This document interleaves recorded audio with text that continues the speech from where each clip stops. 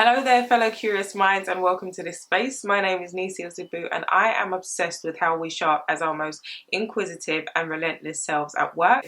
So I've created this space to share some of my weird and wonderful insights with you. Today, I'm giving you a rundown of the top 5 things that I've come across on LinkedIn that have, got the good old juices flowing. So I'll be sharing snippets of those and just sharing some thoughts that I had as I came across them. First one, I've got my phone here, so that's why I'm looking down. So the first one was a post by Simon Sinek, and he says, failure we can do alone, but success always takes help.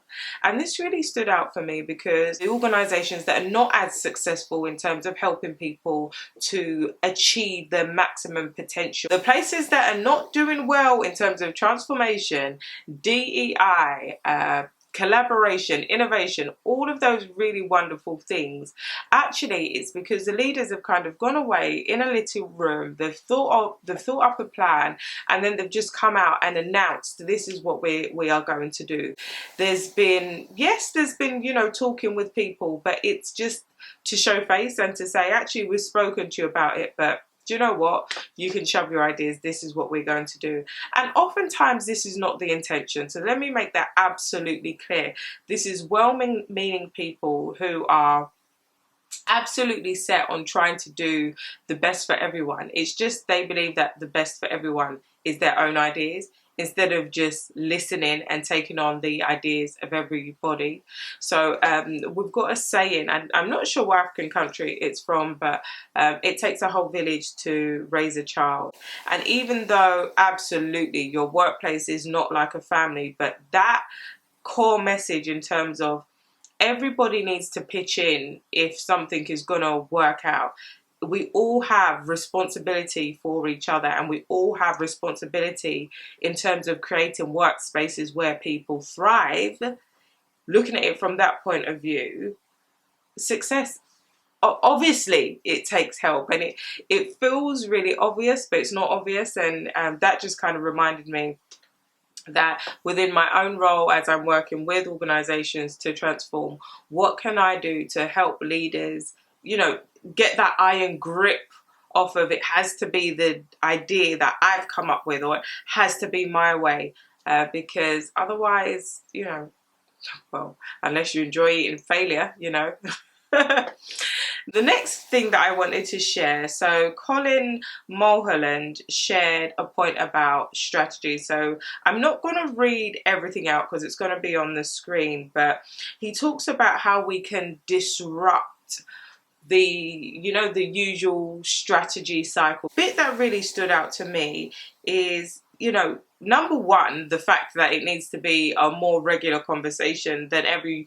year or year plus, because in light of the way things are changing in the world and in business, and we constantly need to be reassessing where we're at now, where do we need to be, checking in on your strategy every year. And that's even for those that do check in every year. For some it's a lot longer than that, seems a bit outdated. But the point around essential intent, what bets need to be true. So number 2, you'll be able to see it on the screen, because a lot of the time strategy, it's also become a bit of a dirty word, in terms of the strategy can just kind of exist hovering there somewhere. But in terms of actually what we're going to do, following through with operations can sometimes be so removed from strategy. It's like, I don't know.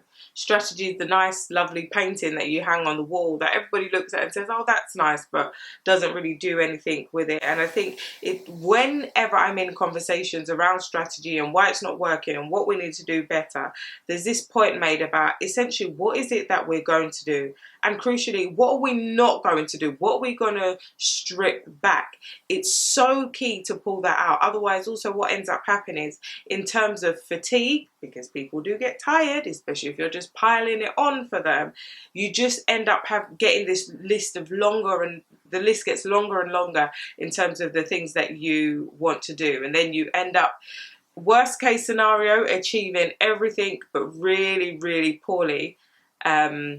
Actually, I can think of a scenario worse than that, achieving nothing, which I shouldn't be laughing about, but you know, we've all seen it all too often. And then the other point that I wanted to pull out is principles. So what trade-offs do we need to make? We know that in business, it's a balancing act. It's not absolutely everything that you'll be able to achieve. Now, having said all of this, remember, I'm really obsessed with how we show up as our most inquisitive and relentless selves. It takes boldness to be relentless, pushing through when absolutely everything is telling you can't, or yourself, your body, your mind is, you know, not against you, but against you. You know, at the end of the day, we are human beings and we're not machines, so we do get tired. And to be able to have the boldness to be able to follow through with some of these things, I just think is it's necessary. It's becoming increasingly essential. Before, boldness was a nice to have in leadership and in organizations. Now I believe boldness is a necessity, and that follows point 5. So experiment. How will we approach our outcomes? You know, having that playful, and yes, I get it's money, so you can't really play like that, but not taking ourselves too seriously when we're setting our strategy and our objectives, and understanding that things can and will shift and move, and that's fine. So that was it in terms of that post. Now, the next thing that I wanted to talk about is I attended a session by Melanie Franklin on the 5 trends in change management. I've also recorded a video in terms of trends in change management, so feel free to have a look at that. I'm not going to go through absolutely everything. Again, on the screen you can see a screen grab from that session, but the way she badged the session, and I found it really helpful, was first of all the challenge. So the challenge is that change is a psychological process. So the trend that we're going to see is, you know, the increase of neuroscientific approach to change management, and as an extension we'll have leaders equipped with brain-led techniques. And I think this is so important because whenever I talk about change management, I always say when you strip it back, it's about understanding how human beings react to having to do things differently. And as human beings, we're not able to differentiate between when we need to do things differently in our personal lives, whether it's because of death, divorce, moving country, or any kind of big life change like that, and our professional lives. So when we're being told that we need to change a role, or change the way that we're looking at a role. So physiologically, our bodies react in the same way.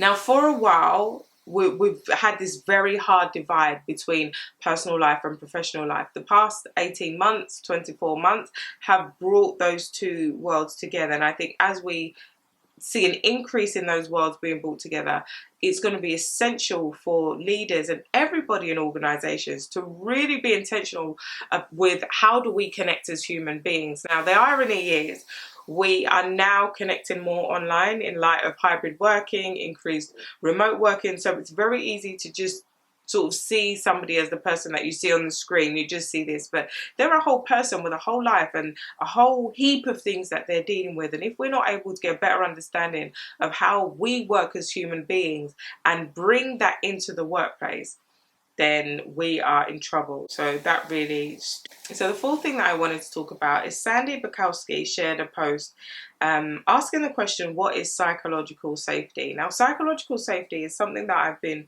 looking at for quite a while, not in detail, but just kind of keeping it on my radar, because one thing that I think is going to be a consequence of moving into remote working, hybrid working, is a change in how psychological safety is experienced. Now, my default would be, you know, we'll see a decrease in this, especially where teams haven't had a chance to kind of form relationships and meet face to face and do all of that gelling that we're used to. You know, it takes a lot more intentionality to build spaces where people feel psychologically safe when you are exclusively working online. I'm not saying it's impossible. Actually, I think it's very possible. It's just you need to be really intentional about it. And I think taking that time away to think about how can I engage better with my peers?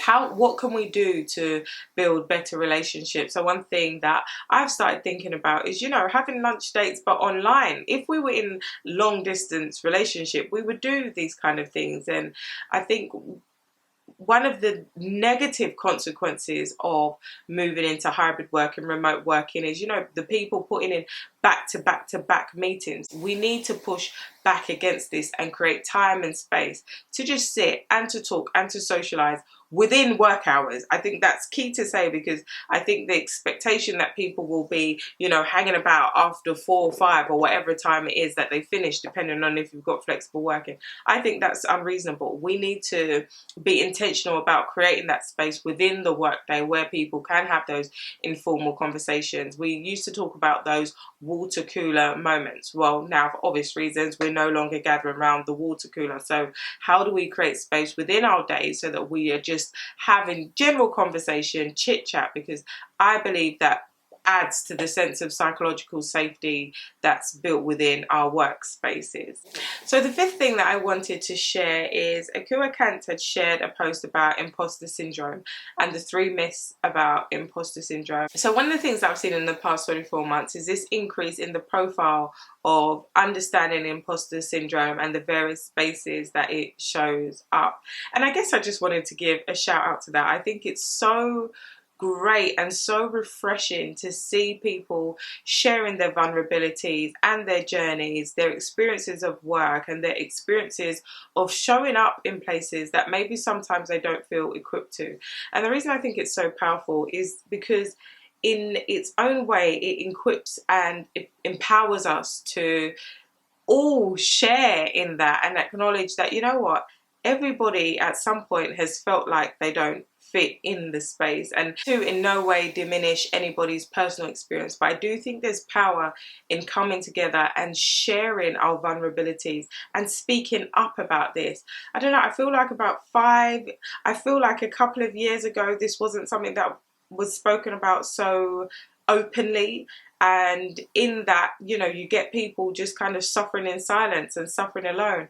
And again, especially as we move into hybrid working, increased instances of remote working, anything that we can do to build connection and to harness vulnerability so that we're able to be stronger together, I am all for that. You know, I really do believe to put ourselves in the best position to evolve, to transform, to tap into the inner child and to be inquisitive, we need to feel safe, and we need to feel like we're not going to feel silly or people are going to look down upon us if things don't work out as we would have hoped. And I think part of that is this conversation around imposter syndrome, opening it up and hearing people's stories about, you know, how they've felt less than able or capable to be able to do things, whether it's been, you know, just something that they've felt internally or whether they've been made to feel like that. Just shining the light on it so that we can all do better, I think is absolutely powerful. So those are 5 things that I've come across on LinkedIn this week that have really kind of just sparked my interest and got me thinking about how we evolve and transform in our workspaces. Don't forget to like and subscribe if you've enjoyed this video. Otherwise, take care and have a good day. Bye.